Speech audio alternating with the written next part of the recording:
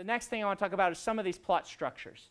Now, I'm only going to pick a couple of them and talk about how you would apply them, because there are a ton of these helps out there, and they all can be really helpful, or they can just be useless to you. It depends on if they work for you.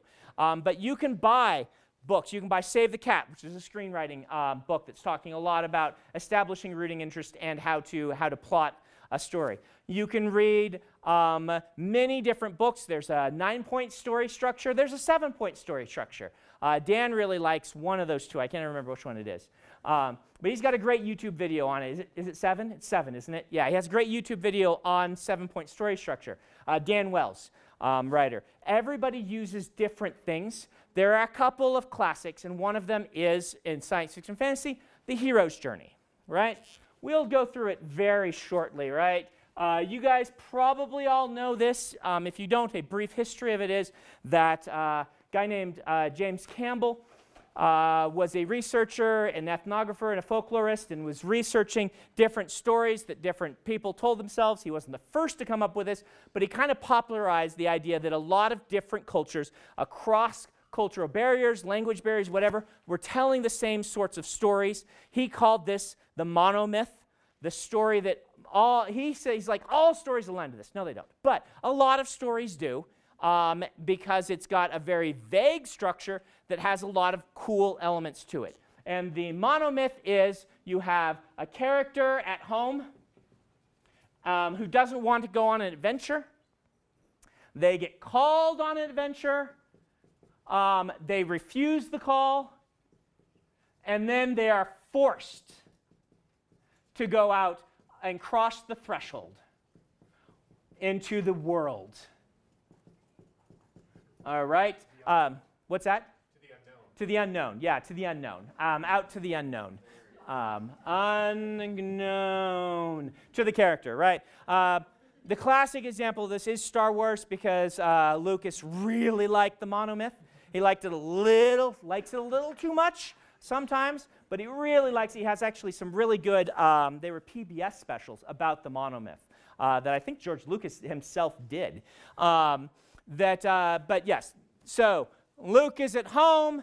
You see the call. He looks up in the sky, but then when the call, you see he wants to go.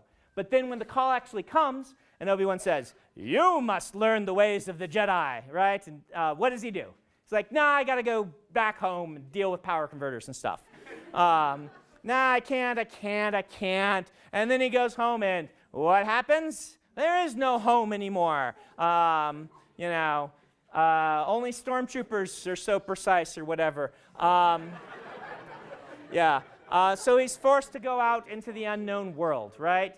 And so then they have the trials, right? This is the road of tribulation or whatever it's called. Basically, problems are popping up, and the character's learning to overcome them. Usually there's a mentor, and then there's not a mentor.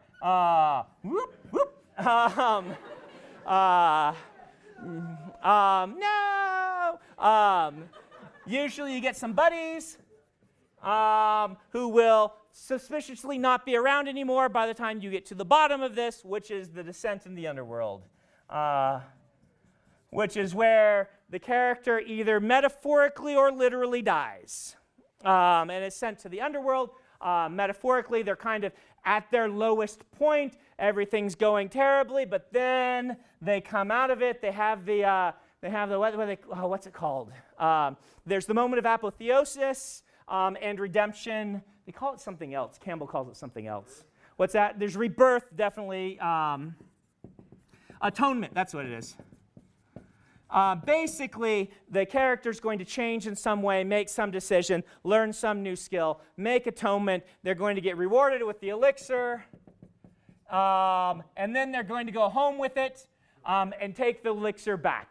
Right? There's generally an apotheosis here, where it's like a meeting with divinity or with one's father figure, and kind of, accepting and dealing with that, taking the elixir and heading home, changed, bringing the elixir back to the people at home, but having been changed so much that the hero is no longer the person who can stay home, and often there's an epilogue where they just wander off, Fallout, right?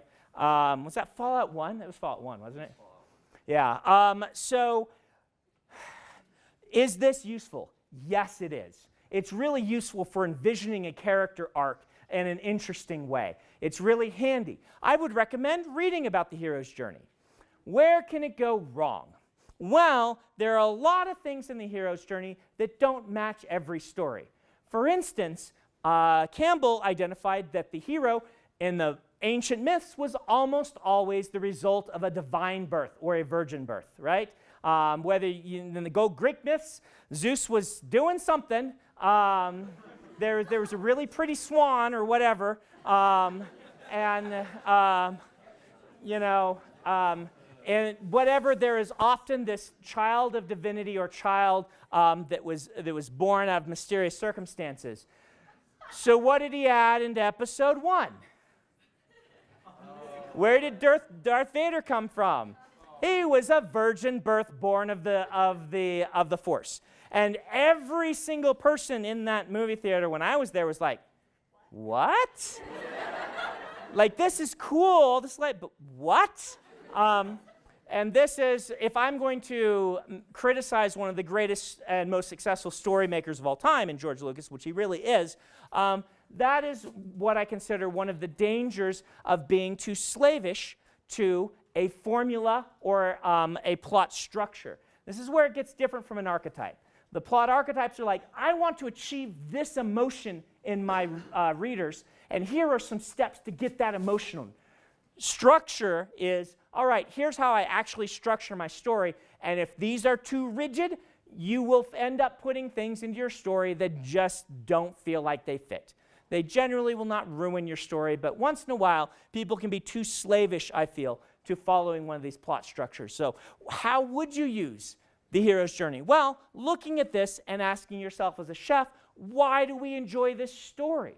Well, there can be lots of answers, and we're down to 10 minutes, so I'm not going to go to questions on this one, but we can talk about the idea that all human beings kind of have to go through this, right? It's the story of being a teenager in a lot of ways, and arriving at adulthood, hopefully without the literal death, in rebirth, but it is this thing where we are going to go through all of our lives. I have a 12-year-old. I'm like, you're going to go to college, not too much further by adult times, 6 years or so. And he's like, I can't do that. I cannot move out. I'm like, you don't have to. You're 12. 12-year-olds don't move out. But to him, this is the most terrifying thing that he ever learned, is that he is going to be someday expected to leave the house and live on his own. That is really scary to a lot of people. We go through this, right?